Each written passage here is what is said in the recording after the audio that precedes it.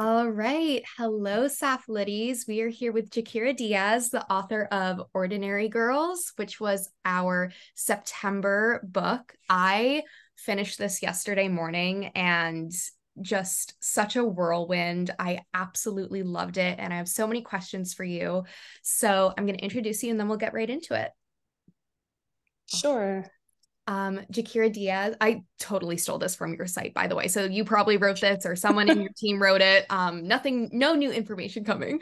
Jaquira Díaz was born in Puerto Rico. She's the author of Ordinary Girls, a memoir, which was the winner of the Whiting Award.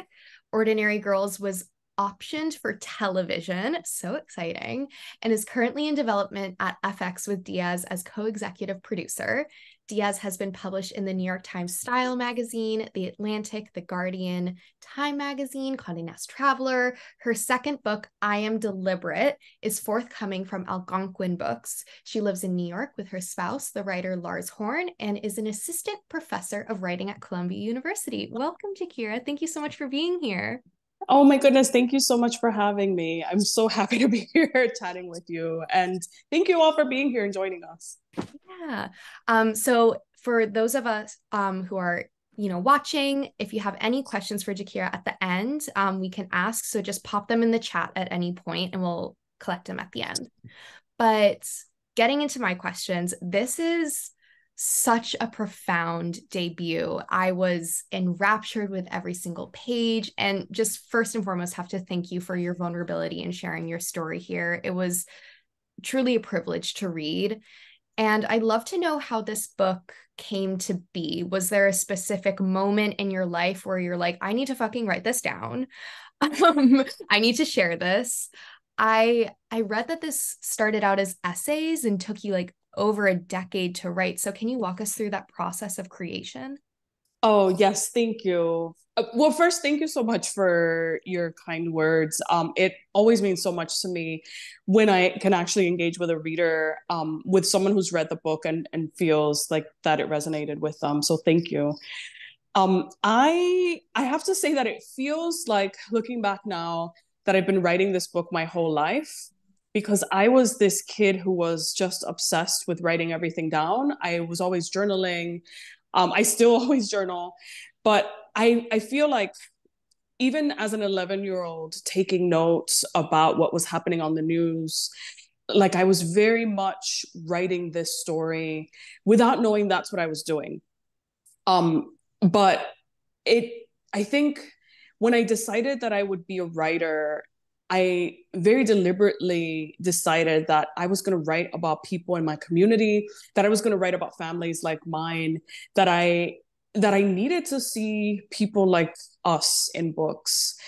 And so whether or not I was working on this book, I was still working on stories that were similar in some way, that had this, people who lived in my community, people I knew, that I didn't see in other books. And so like I said, I feel like I've been writing this book my whole life, but I started as a wannabe poet writing poems.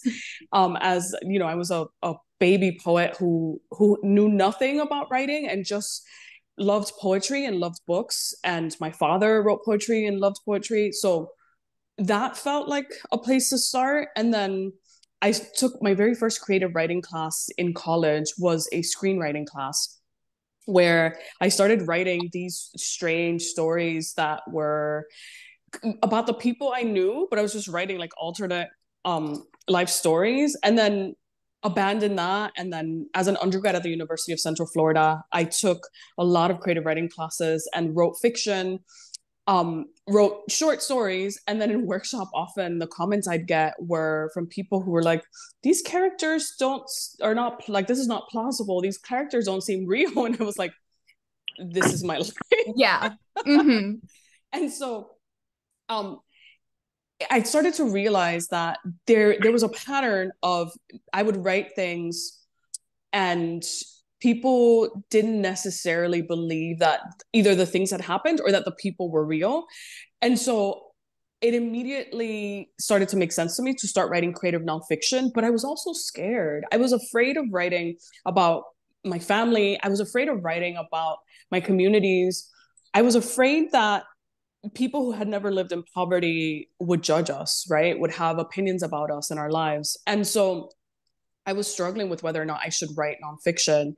But then the more I thought about it, the more I tried to write fiction about real people. I realized that it was really important to affirm that the people I knew were real, that the people in my community existed, even if the rest of the world didn't see us. It became like the project of my entire career to write about the people I knew, to affirm their existence, and how important they are, not just in my life, but their stories.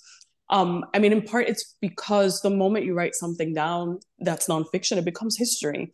And I wanted the people I knew to not be erased. Yeah. Yeah, that's a beautiful answer. Thank you for sharing that. And this is so clearly with the title, with how you mention ordinary girls throughout, like that phrase is peppered throughout the book. And it's so clearly like a love letter to those ordinary girls, to those hood girls. How would you, like, what is your definition of an ordinary girl? I feel like that definition has changed over Mm. the last, 15 years. It evolved over the course of writing the book. And I wanted that to mean something different every time I said it in the book, Yeah. because I wanted readers to question what that means for them. Um, at the time, I mean, there were times when I felt like I don't want to be ordinary. I want to be special. I mean, I was a teenager with depression, and I thought the worst thing you could be is an ordinary girl. And then there were times when I thought being this hyper visible in my community feels really dangerous, and I just want to blend in. And so at times that phrase for me means I just want to be like every other girl. I just want to be treated the same. And at other times it means I want you to see me, to see who I am. And so the definition evolved, throughout my life and also throughout the book. But now I look back and everyone over the course of the last 4 or 5 years since the book has come out, I've encountered a lot of readers who are like, there was nothing ordinary about you or about your girls in the book. And it feels like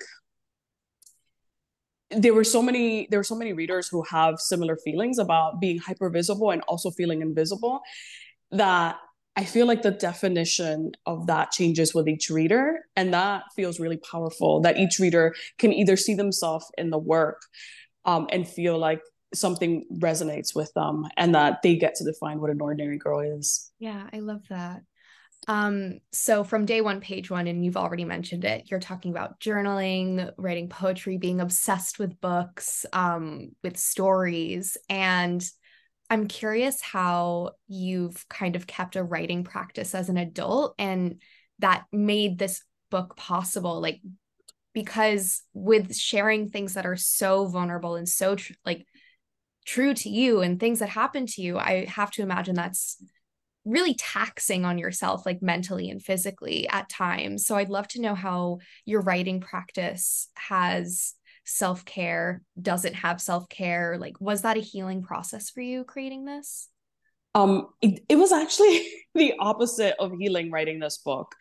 I feel like I had no plan. I went into this not even thinking about self care, Mm. just writing without necessarily even thinking about trauma and what writing trauma does to you in your body. And I had to keep stopping, putting the book away, taking breaks, and writing other things. And then after finishing the book, I started therapy. And it was after that I realized I wish I'd had a plan. I wish that I prioritized self care. And then I started really thinking about what it means to write about trauma when you're not over it, when you're still healing, when you haven't necessarily addressed any of the things that are still kind of haunting you. And now I feel like if I had taken the time to care for myself before even starting this book, this would probably be a very different book. But I think writing the book led me to healing, even though the process of writing itself was not healing. It led me to therapy. Now I prioritize my well-being, my physical and mental health. And so before I even consider writing something about trauma, writing anything that has to do with trauma, I'm definitely processing it and thinking about it and writing about this in my therapy journal before I even think about making art. So that I won't even write something that's trauma without having processed it and feeling like I'm okay. I can talk about this. The healing has happened and now I can make art. So I'm writing very different work. Even though what I'm working on now, I'm working on a novel. Even though that work has to do with trauma, I feel like I'm not bringing my emotional and mental health onto the page. I'm more like, I've dealt with that and now I can make art. Part of how writing happens for me now is so I teach Mondays and Tuesdays, and those 2 days of the week are only for teaching and only for students. And the rest of the week I write in the mornings, and then I keep returning to the work throughout the day. So I get like 2 or 3 hours of writing in the morning, and then I take a break. I do, I have meetings, I go out to lunch, do whatever I need to do. And then in the evening, after my spouse has gone to bed, they go to bed very early. By 9:00, 9:30, they're in bed. After they've gone to bed, so like around 9:30, I'm returning to the work, sometimes just to read what I wrote in the morning. Sometimes I write a little more. I try not to make it longer than an hour, just so that I feel like I'm living in this novel, I'm living in the work. Sometimes though, if work gets busy and I'm not writing, it's just like 15 minutes. And in 15 minutes, it's all about showing up to the work, thinking about it, maybe taking some notes, maybe writing one sentence. But I try to keep constantly returning to the work daily, or at least 5 days a week. Even if I'm not writing and I'm just like sitting with the work and reading what's on the page so that I'm still in the work. Yeah. Is this your novel, I Am Deliberate? Yes. Yeah. Yes. Can you tell us, like, I was going to ask you this later, but I think it's a perfect time. Can you tell us about it? Like, what's it about? So the novel, it's about, so I don't even know I know that's a big question. I don't even know how to talk about it yet, but so it's about a teen girl and her mother, and how their life has changed after her uncle is murdered in a homophobic hate crime. And it's very queer, and it's a queer coming of age story. And it also takes place. It's set in Puerto Rico in the early 90s and Miami in the early 90s. And it's also about this time period when Miami was becoming this really gay city, Miami Beach specifically. It became kind of a queer and gay mecca at the height of the AIDS epidemic. So it's about that time period. And there's also a gay love story. I love it. Thank you for sharing that with us. I can't wait to read it. And when reading this book, you changed tenses a lot. Like there are moments in the book where you go into the second person and the reader becomes you. I'd love to hear more about why you made that choice, because it was so powerful to like literally place the reader in your shoes in that way. Oh my goodness. So I feel really guilty about that, about making the reader feel like you must now go through all this pain. But no, don't feel guilty. No. in part, it felt like during the writing process that like I needed to dissociate to be able to write about these things in a way where there was enough distance between me and the event so that I could actually be honest about it. And then in some parts, after I did that, after I went through several drafts and thought, should this be in second person? Should I change this to first person? what are the effects on the reader? What happens to the work when it's in second person? What is the point of going back and forth between second person and first person?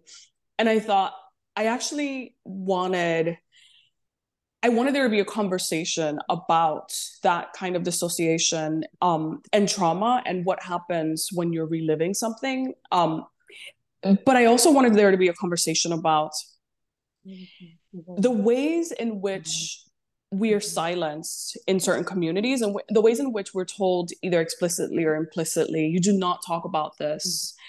And the more I started kind of excavating these stories and these memories and interrogating these memories, and thinking about, specifically sexual violence and trauma, the more I thought, it's not just me. This didn't just happen to me. There's so many of us with similar stories. And I wanted to say something about that, to speak to a larger story that was about how this has happened to so many of us. Women, girls, femmes, boys, like that it's a story a lot of us share, and that it wasn't unique to me. And so part of making the decision to leave the second person point of view felt like an invitation for readers to actually think about, has this happened to me, and why haven't I talked about it? Why are we not allowed to talk about this when I shouldn't feel guilty? I shouldn't feel shame. So it felt like a way of reaching out to an audience and saying, join me, you can also talk about this. We can have this conversation. Oh, I love that. That really resonates. Thank you for sharing. Yeah, now every time I have these interviews, I just want to go back and immediately reread the book through like this new lens. It's so interesting. So this is, of course, like a queer story as well. And you pepper in these nuggets of queer confusion, love, and attraction for your friends growing up. But for lack of a better word, the climax of this kind of queer experience from like my reading perspective was when you're in the Navy. And I come from a Navy family myself, and as a queer person who is also a gender and sexuality studies major, I intellectualize absolutely everything. And I'm so fascinated by the military as both generative for queerness, like, you know, World War II, keeping same-sex people in confined spaces and forced intimacy, and separate for like the first time majorly in history, and then homophobia with like don't ask, don't tell. So like it holds both of these ends in my perspective. And I'd love to know how you view this experience now in regards to your queer journey, if you have any thoughts on the military's relationship to queerness as a whole. Oh my goodness, this is that's how much time we got. So I think the more I've been thinking about this, I just did a reading for the Brooklyn Book Fest, which was a queer reading where I read from that section from Battle Stations. And I've been thinking about this for a while, how maybe I need to write another book that's all about the Navy and queerness. Do it. But do it.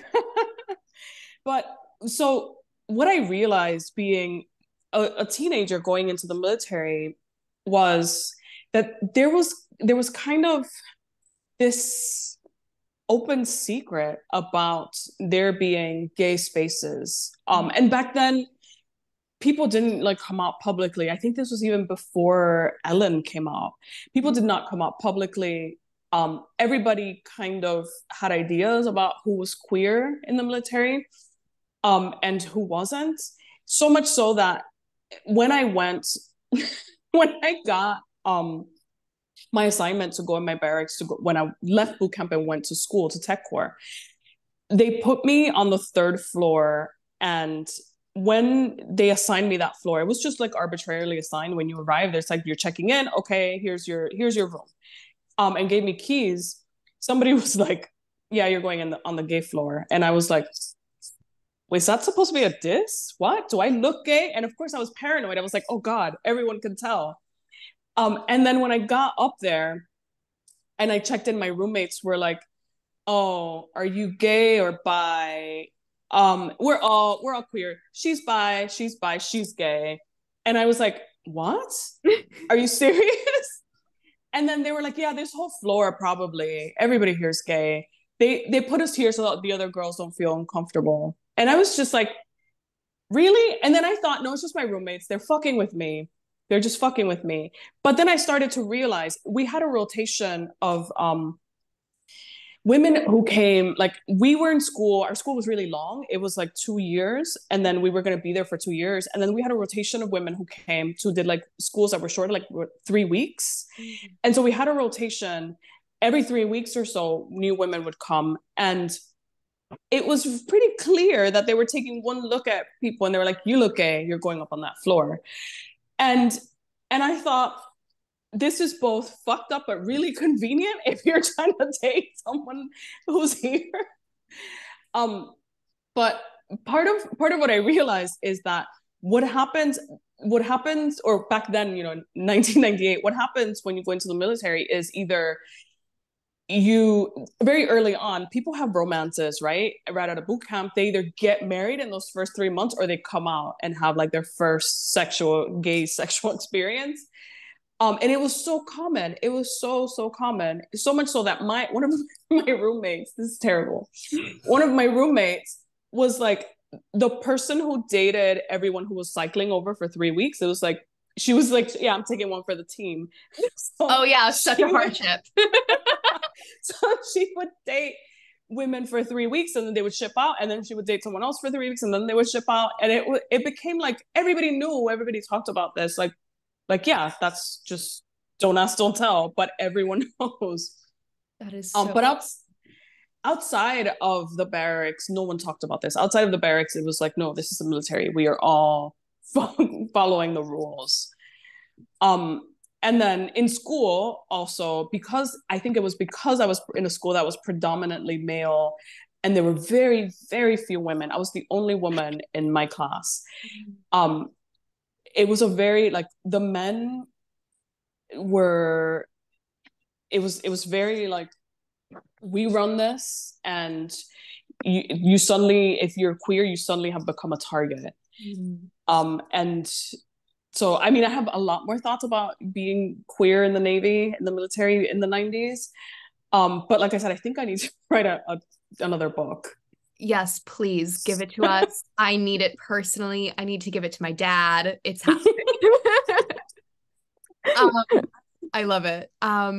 So culturally, like in this moment, we're kind of in this massive celebration of girlhood with the Barbie movie coming out. I feel like, at least in my internet and social circles, there's this like resurgence of pink and ribbons and dolls and, wearing things that make you feel like a little girl again. And I was reading your book and I was thinking, because I'm constantly thinking about the Barbie movie personally.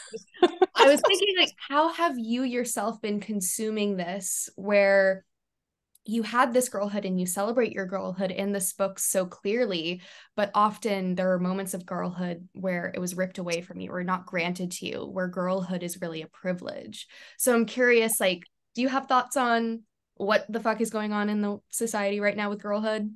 Oh my goodness. I feel like, first, I feel like the Barbie movie for me is really triggering because I didn't really like Barbies. Yeah, you cut their hair off. Yeah, they just made me feel so ugly and made me think that I didn't fit in the world. And they were just a reminder of, these very different beauty standards that felt kind of alien to me. And I thought, this will never be me. What does it say about who I am? And so I kind of, seeing the Barbie movie out in the world, everyone, like all my friends are like, oh, let's go watch the Barbie movie. I'm like, no, I will not. I cannot. I can't do it. I get it. It's, it's a feminist message. You do you. I can't. And so while I support everyone else, go watch whatever movies you like, I'm like, it's really triggering for me. I don't know that I can sit through a whole movie and remember when I was this kid who really very deeply felt like I will never look like my white mother. I also didn't look like anyone else in my family. I will never look like my father's Black family. And so it felt like I was an alien in my own family. And so I don't want to be reminded of that. Yeah. Maybe I need more therapy, and maybe we're going to say about this someday. But I also, to get back to your question, I also feel like um, a few years ago, even in 2019 when my book came out, it felt like talking about girlhood was something radical. It felt like talking about girlhood or being femme. Um, it felt like it was radical to do, and it felt somehow dangerous. And I feel like now things have changed a little bit, and it's not necessarily as radical. So there are more stories about girlhood, very different girlhoods, which I appreciate. I also will read anything about girlhood, very different girlhood. So I'm like, yes, write more stories. I feel a kind of it's really uplifting to walk into a bookshop and see not just lots and lots of books about being a woman, being femme, being a girl, girlhood, and very different experiences from fiction writers, nonfiction writers, young adult authors. But I feel like if for the first time in my life, I can walk into a bookstore and find books that are written by Latina women, by Latina people, by Latinx people, but especially Afro Latinos and Black Latinos and Afro Latinas and Black Latinas, and feel like, wait a minute, where were these books when I was growing up? It just feels really wonderful to know that things are changing and that there are a lot more books than there were even 4 years ago. Yeah. And you contributed to that. Like Ordinary Girls is a Oh, that. No, that's such a special experience. And I mean, similarly, like that's why I started Sapph-Lit, is because I didn't have gay books growing up, and I would have figured so much shit out so much sooner if I did. So I love that you see that and that you're a part of it. Um, aw, just got a little warm and tingling inside. Um, I'm a Pisces moon, so I'm like so emotional. Um, but so there are I'm these. a Cancer, so Oh I'm a Cancer, no, so I'm like you get it. always emotional. You get it. I'm also a Libra. It's Libra season, so I'm like, I feel like everything's heightened. Um, so back to the questions. No more emo. Um, there are these like almost mythic figures that you reference throughout the book, especially in the monstruo section. I'm so sorry, I can't roll my R's. Um, there's like the That's okay. there's the French woman who jumped out of the window that your father worked at. There's baby lollipops, especially. What purpose did you want these figures to serve? Why did you choose to include them as a part of your story? Oh, thank you for this question. No one has ever asked me this. Really? Yeah, yeah. So in part, I was trying to say something about how as a teenager, as a queer kid growing up, part of what where I found like kind of like a map to life was in stories and storytelling in books. But also sometimes on the news, because I was so obsessed with the news, I thought, I was a budding journalist. And I wanted to speak to this idea of mythic figures and how I saw people in books, even real people, historical figures, people on the news, and kind of mythologize them and imagine these stories of their lives. But I wanted very much to talk about, how much um, this even affected the way that I was thinking about suicide and suicidal ideation, how much um, it's necessary to see people, to allow people their full humanities and see them for who they really are rather than mythologizing them. And how much I was still doing that in my 20s when I wrote to Ana Cardona and asked her to tell me her story and was like, I would like to hear your story. And she wrote back and said, this is not a story, this is my life.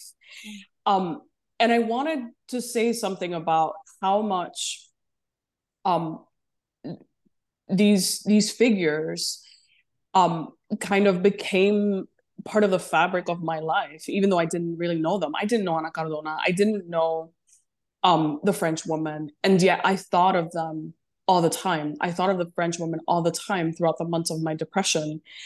And it was, in part, it was because I was depressed. I was going through depression, and I didn't know how to deal with so much that was going on, but especially depression. And so I wanted to say something about how much um, I was still doing this in my 20s, how it was in part thinking about the French woman. Even as I was writing this, I had to remind myself, I had to say, this isn't just about what happened. That she was a real person, and she had a whole life and a family and parents before she died.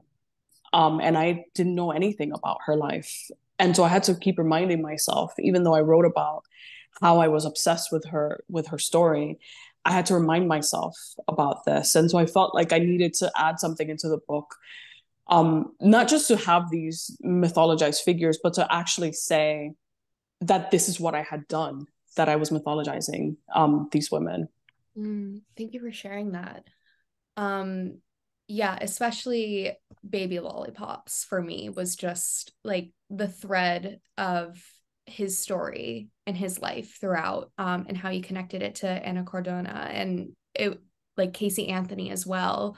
Um, like the connection between mother and monster and the similarities between those words, like they share so many of the same letters, like visually they're very similar, and it just, I feel like there's a question there as well, but it's half baked in my brain, so I'm not going to ask it. But yeah, it was very, very striking to read. um what do you want readers to take away from your book? That's a good question. I'm not sure exactly what I want every reader to take away, because I feel like every reader is different, and we all read for very different reasons. Um, but I remember while I was writing, particularly about mental illness and about my own suicidal ideation, and thinking about how delicate it is to write about suicide and how that can actually trigger someone. I thought, I want readers to understand that I have been in this very dark place and I'm still here, that it's possible to get through this, that it's possible to live a full life and have a career and be happy. And there are reasons to live. I wanted readers to come to the work and see themselves and think, oh, she did it. Why can't I? Yeah. Um, and I thought about how important it would have been for me to find any literature at all that said anything about what I was feeling when I was a kid, thinking that I didn't want to live anymore. And I thought, if only I'd had one book where I could see that it was possible to get through this, that this wasn't the end of it, that this wasn't everything, um, I would have lived a very different life. Oh, thank you for sharing that. I'm like teary. I'm so emo today. I'm on my period. I'm like weak. um no, thank you for sharing that. And that Yes, you it, never it's think. it's so incredible that you're able to give that to people through your words. I loved it. Okay, so on to exciting next things, and then we're gonna move into the rapid fire round. Writer strike is over, so hopefully Binary Girls, like the gears get turning, the wheels get moving, and we can see this on our TVs soon, which would be so cool. What's Oh my important God. for you? Thank you. Don't make me cry Oh, so much. if someone is off mute, can you be on mute, please? Let's see. There we go. Okay. Sorry, I didn't hear the question. Yeah, all good. So what is important for you to translate from page to screen as co-executive producer of Ordinary Girls? Oh my goodness. There's so much. So we're still in the works. We're still in development. And while I'm not the main writer, I'm not the head writer or the showrunner, we have a wonderful, wonderful TV writer, Jackie Rivera, who is the showrunner, who is writing right now. And we're in the writer's room, and we're sometimes having conversations. And she's also Puerto Rican. And so we have a similar vision. Something that's really important for me is to show that Latin people and Puerto Ricans and Black Puerto Ricans lived very, like, we're not a monolith. We all live very different lives, very rich lives. But to actually show people who are very different, who come from different backgrounds on screen, to show a community um, in Miami in, you know, the late 80s, early 90s, the 90s in general, that was able to thrive, to show joy, especially queer joy and Black joy, to have stories that are intellectually and emotionally engaging, that are real. So many things are important to me, but also to have an underrepresented group shown in a way that is respectful and celebratory and that feels authentic. That's important to me. To have Puerto Rican actors, Yeah. that's important to me. There's so much. I also want to say that as much as I want this TV show to reflect what the book is, to be what Ordinary Girls is, I also didn't want to steal my friends' stories, like their life stories. So a lot of the stories that will be in the TV show may be fictional because I wanted to, you know, protect their anonymity and not necessarily just take their lives for the screen. Yeah, of And course. so that also felt important to me. Yeah, that makes so much sense. I can't wait to see how it comes together. All right, rapid fire round. And for those of you who are listening, if you have any questions for Jaquira, drop them in the chat. All right, what are you currently reading? My goodness, what did I just finish reading? I just finished reading The Witch of I, which I am teaching. And I'm rereading Ingrid Rojas Contreras, The Man Who Could Move Clouds, which is so wonderful. Adding those to my list. What is a book that you recommend everyone to read? Like, if someone's like, I haven't read books in years and I want to get back into reading, what are you handing them? Carmen Maria Machado's In the Dream House. Aligned. So good. That was one of the first we read that book our first year of Sapph-Lit, and we read Her Body and Other Parties as well. Oh, both amazing. What is a book coming out soon that you're excited to read? Um, oh my goodness, there's so many. So Minda Honey's The Heartbreak Years, which I think just came out, but I just got a copy. And I'm just really excited to read it. Amazing. So during quarantine, did you take up any like unusual activities, like new hobbies that you've never done before? So nothing new. I cooked a lot, but also I went back to music. We were house sitting and there's this house that had a piano and I went out and I bought sheet music and I started teaching Lars, my partner, how to play the piano and read music. Oh, that's so sweet. I love that. If you could have dinner with anyone dead or alive, who would it be? Audre Lorde. What is your dream casting for the main character of Ordinary Girls? I don't know. I don't know. But I think older me would have to be like thick J Lo. Incredible, incredible. What is your favorite class that you took at university? It was a Latina literature class with Professor Cecilia Rodriguez Milanes. Love it. Favorite queer movie or TV show? Oh, I don't know. There are so many. I can't think of just one. Okay, just like last first one that popped into your head. Blue is the warmest color. That was one of my queer awakenings in high school, absolutely. Favorite queer celebrity or person to follow on social media? I really love Gillian Anderson. I don't know if she's queer, but I'm claiming her. I think we all claim her. Amazing. Thank you so much. And we have a question from Eliza in the chat. What song do you think encapsulates Miami? That's a great question. Oh my goodness, this is a really strange song. I don't know if everyone will know it, but DJ Laz, Esa Morena. Looking it up. I'm looking it up after this. Music was such an important part of this book as well. I was like Spotifying most things. Yeah. I mean, music is also a huge part of all my writing, all my work. Yeah, I love that.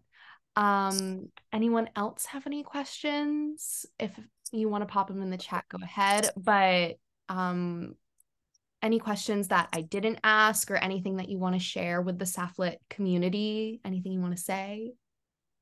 Oh my goodness. So when I'm thinking about I don't consider this a sapphic book, but I definitely want to recommend my partner's book, Lars Horn's Voice of the Fish, which is about it's a long lyric essay, but can also be read as a collection of essays. And it's about gender and water and queerness and travel and phenomenology and a million different things. But I just want to plug that book because it's wonderful and it's one of my favorite books ever. Love it. I'll take a look. Well, I think that's everything that we have for you today, Jaquira. Thank you so much for joining us. This was such a pleasure getting to know you and getting to ask you all these questions. Yeah, I just had so much fun. Oh, thank you so much for having me. It's been a pleasure. It's been great chatting. Thank you everyone for joining, and yeah, have a wonderful rest of your weekend.